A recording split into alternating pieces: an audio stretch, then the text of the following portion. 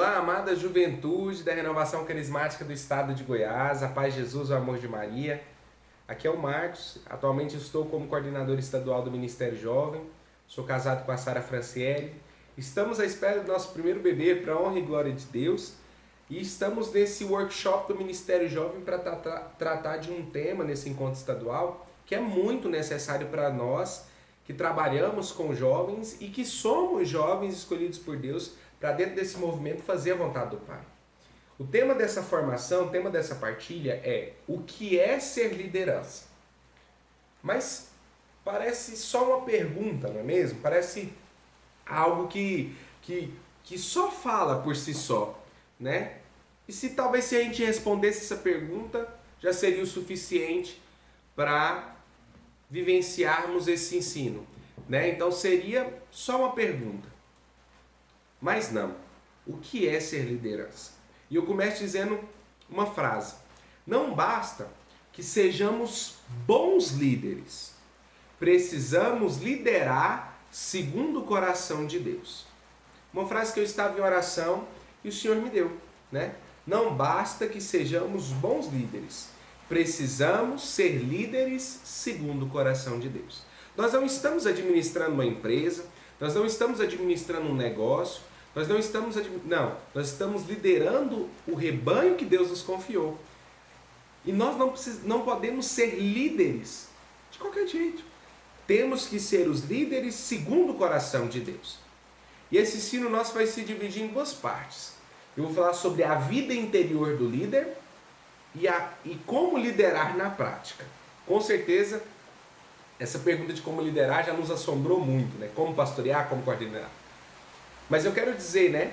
Nós vamos tratar em dois tópicos essa formação. Primeiro, a vida interior do líder. Segundo, como liderar na prática. Mas antes de nós entrarmos nesses tópicos, eu queria ler com você a palavra que está em Romanos, capítulo 11, versículo 29. Romanos 11, 29. Na Bíblia Ave Maria está na página 1461. Romanos 11, 29. Uma palavra para nós, liderança, para nós que cuidamos do rebanho do Senhor, para nós que precisamos muitas vezes nos sentar em momentos como esse para escutar qual é a vontade de Deus para nós. Romanos 11, 29. Lá vai dizer assim: pois os dons e o chamado de Deus são irrevogáveis. Nós temos um chamado e Deus não revoga chamados. Entenda, o que é revogar algo? Voltar atrás naquilo. A palavra de Deus está dizendo, através da carta aos Romanos, que Deus não vai voltar atrás no seu chamado de ser líder. Você foi chamado a liderar. E Deus não se esquece, não engaveta, não joga chamados fora. Claro, meus irmãos, muitas vezes nos afastamos desse chamado e ficamos distante dessa vontade simplesmente porque nós tomamos essa decisão. Mas o Deus que nos guia, o Deus que nos escolheu, não volta atrás em chamados. Então é uma verdade que eu quero te dizer profeticamente para você, líder que me acompanha. Você, liderança da Juventude Carismática do Estado de Goiás. Deus não voltou atrás, não vai voltar atrás do seu chamado. Então eu quero falar sobre o primeiro tópico desta formação, a vida interior do líder. A partir dessa verdade, que Deus não revoga chamados, eu preciso falar com você sobre essas duas vias, né? Esses dois caminhos do coração do líder. A vida interior e como liderar na prática. E como de fato nós precisamos, como líderes, viver a nossa vida interior. Primeiro passo para ter uma vida interior saudável como líder é a vida de oração. O líder não pode viver a sua liderança, o seu pastoreio, sem vida de oração. Jamais. A vida de oração é o combustível para que a vida interior do líder se reflita lá na prática, que nós vamos entender agorinha. Nós precisamos, de fato, viver uma vida de oração intensa, uma vida de oração com compromisso, com fidelidade. Então nós precisamos entender que sem vida de oração a minha vida interior se torna ineficaz. Então, além da vida de oração, o segundo ponto da vida interior do líder, de um líder que se preocupa com isso, que de fato vive a sua liderança bem, é a prática dos carismas. Os carismas são ferramentas extremamente poderosas para aqueles que lideram. Quando nós olhamos lá em 1 Coríntios 12, os carismas do Espírito Santo, nós precisamos entender que ali existem ferramentas poderosas para nós liderarmos segundo o coração de Deus. E é por isso que nós precisamos ter a vida de oração. Os carismas são ferramentas que nos ajudam também na vida de oração. Então a vida interior do líder é composta por uma vida de oração, de compromisso, de intensidade, fidelidade. Mesmo quando quando não estou com vontade, eu rezo. A prática dos carismas. Terceiro ponto, a vida sacramental. Gente, lideranças não podem viver afastadas dos sacramentos. E aqui eu falo de 2 sacramentos extremamente importantes, de forma breve. 1, confissão frequente. 2, Eucaristia, Santa Missa.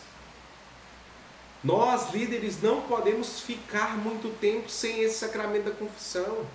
Nós sabemos que mesmo não estando em pecados graves, estando em pecado grave não tem conversa, temos que buscar. Mas mesmo não estando em pecado grave, nós precisamos nos confessar regularmente.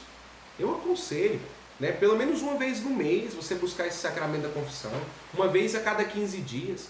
Nós, líderes, precisamos nos confessar para que nós possamos estar o mais próximo da graça de Deus possível. Então, a vida interior do líder é composta por vida de oração, por prática dos carismas e vida sacramental.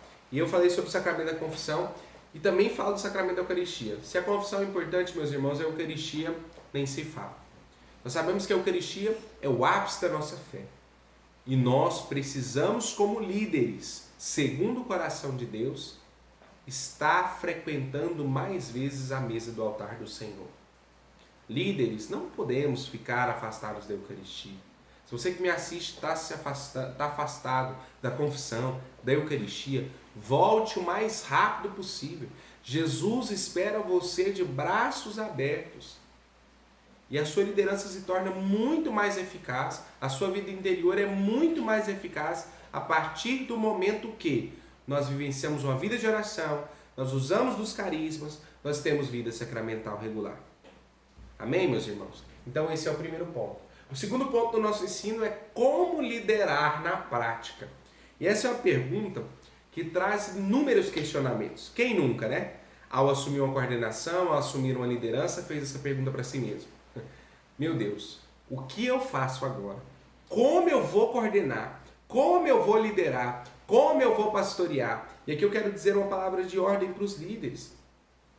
Nós precisamos aprender e nos formar para liderar. A liderança não é uma auréola, o pastoreio, a graça de ser líder dentro daquilo que Deus nos ensina não é uma auréola que cai do céu na nossa cabeça e acabou. Não, jamais. A liderança é um chamado que Deus nos faz para que nós possamos dar passos concretos rumo àquilo que Ele tem para nós. Amém, meus irmãos? Como liderar na prática? Primeiro passo para liderar bem, segundo o coração de Deus, na prática. Trace um bom planejamento. E não é qualquer planejamento, eu dizia, nós não estamos administrando uma empresa. Nós não estamos administrando um negócio. Nós estamos administrando um rebanho, liderando um rebanho. Então, assim, é importante nós traçarmos um bom planejamento. Assumir uma coordenação ou está agora no meio da coordenação. Você já fez um planejamento escutando de Deus, utilizando os carismas, fazendo uma escuta profética daquilo que Deus quer para a sua coordenação, para a sua liderança? E eu quero te dizer, meu irmão e minha irmã, você que me acompanha agora, é muito mais fácil atirar uma flecha quando temos um alvo. Quando não temos um planejamento dentro das nossas coordenações, é como se nós trabalhássemos a deriva. Deixa que o Espírito Santo inspira. Não, o Espírito Santo é organizado. Nós precisamos traçar um bom planejamento. Esse é o primeiro passo. Então eu quero te convidar, se você já tem, relembre. Se você não tem, trace, faça isso. Sente com a sua equipe de serviço, com os servos que estão trabalhando com você aí nessa missão, nessa liderança, e trace um bom planejamento. Segundo, ir ao encontro das ovelhas. Não adianta eu traçar um bom planejamento se nesse planejamento as minhas ovelhas não estão inclusas, povo de Deus. Nesse planejamento tem que ter ovelha no meio, nós precisamos ir ao encontro delas. Eu falava em outro momento, em outro ensino, que nós não podemos ser espectadores do sofrimento das nossas ovelhas. Liderança da Juventude Carismática do Estado de Goiás, nós não podemos assistir o sofrimento da juventude do nosso estado, não. Nós temos que ir ao encontro delas. E eu falo isso para mim primeiro. Eu preciso ir mais ao encontro das ovelhas. Amém? Nós precisamos ir atrás. Quantas ovelhas do meu rebanho, do meu aprisco, não estão afastadas? Do meu convívio, do meu grupo, da onde eu convivo, gente. E eu questiono você, quantas ovelhas também não se afastaram durante esse tempo de pandemia, esse tempo complicado que nós estamos enfrentando? Nós precisamos ir atrás. A espelho do bom pastor que é Cristo Jesus, né? Deixa os 99 dentro do aprisco e vai atrás de uma só que se perdeu. Eu tenho certeza que nossos rebanhos foram mais de uma ovelha que se perdeu. Então, traçando um bom planejamento, indo ao encontro das ovelhas. Terceiro passo, reúna frequentemente com a sua equipe. Sim, juventude. Nós que lideramos dentro da Renovação Carismática Católica não podemos ficar sem reunir com as nossas equipes. Eu traço um planejamento e nesse planejamento eu vou de encontro às ovelhas, mas eu pergunto, é para você líder, a sua equipe também são suas ovelhas, então é importante estar sempre que possível, periodicamente, se reunir com a sua equipe.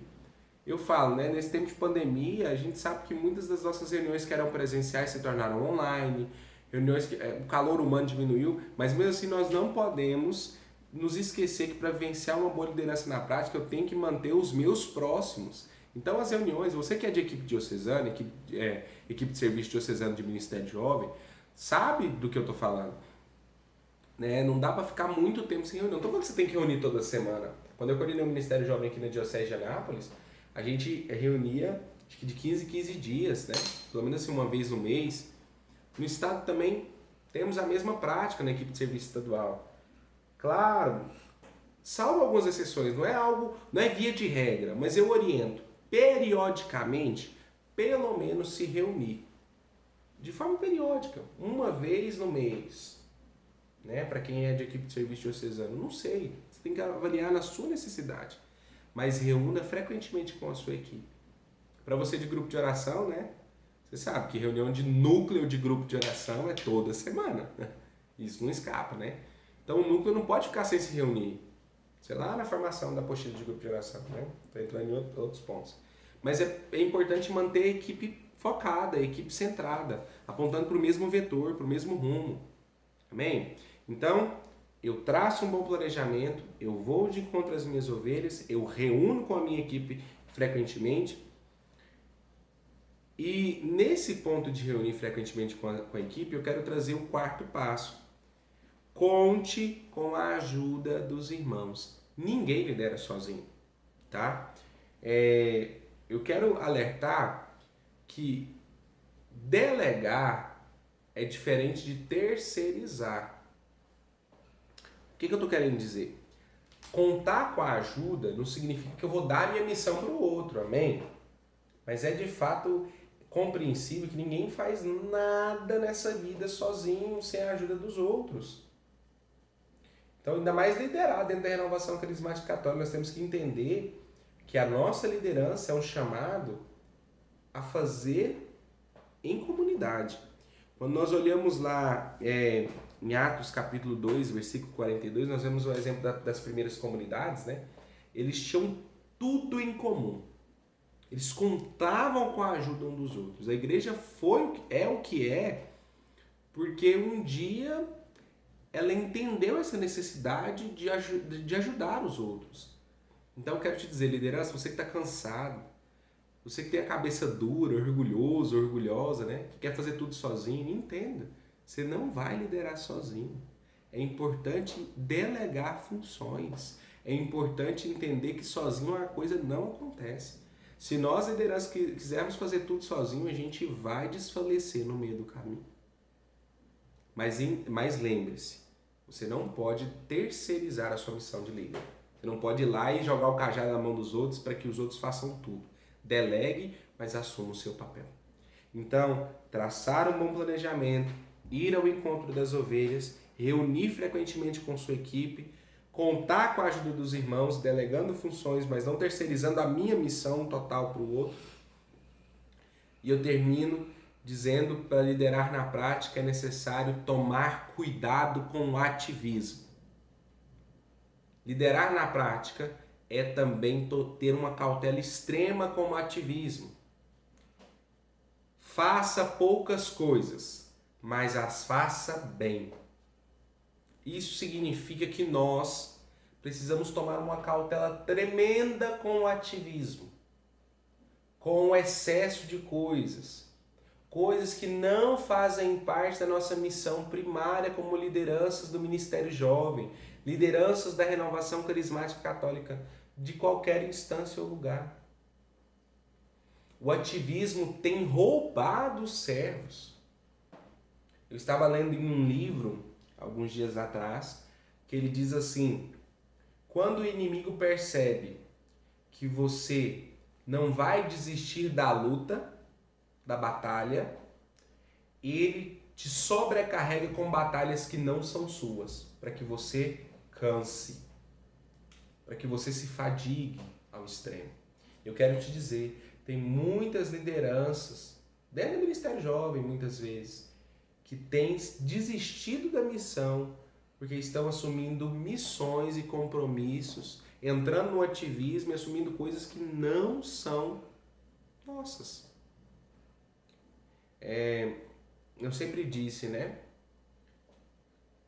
Chegam inúmeros convites para assumir coisa em pastoral, em outros movimentos.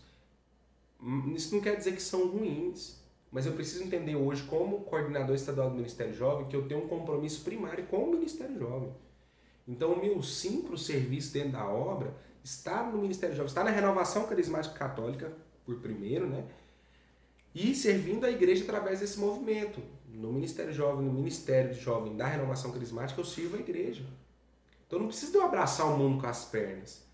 Eu, por exemplo, sou casado, tenho uma esposa, tenho um filho a caminho. Se além desses compromissos que são parte da minha vocação, eu começar a pegar Deus e o mundo na igreja para servir, eu não vou conseguir me doar na missão do Ministério Jovem, eu não vou conseguir me doar na missão como marido, como pai. Então, assim, talvez você não é casado, você que está acompanhando, não, para mim tá tranquilo, sou solteiro, tal, nem namorar eu namoro. Mas mesmo na vida de solteiro, eu passei 7 anos da minha caminhada antes de me casar tendo essa convicção de que, depois que eu entendi isso, né? De que nem todo sim à missão é um sim à vontade de Deus. Isso significa que nem toda missão é minha.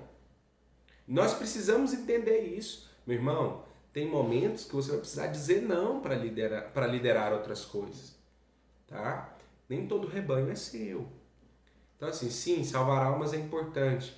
Mas será que se eu assumir tudo isso que eu estou assumindo, será que isso tudo é vontade de Deus para mim?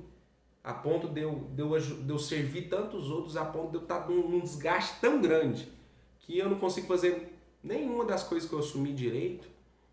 Eu questiono a nós.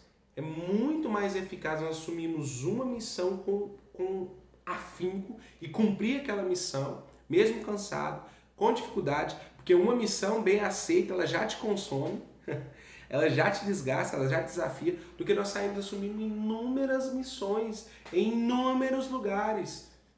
Sendo que quando eu coloco na balança, eu não fiz nenhuma dessas missões direito. Então, meus irmãos, eu quero motivá-los nesse momento de formação a liderar na prática dessa forma, traçando um bom planejamento. Faz uma reunião. Quais os encontros para esse ano? Nossa, na pandemia está difícil, mas como fazer missão? Eu vou traçar isso. Que encontro eu posso realizar?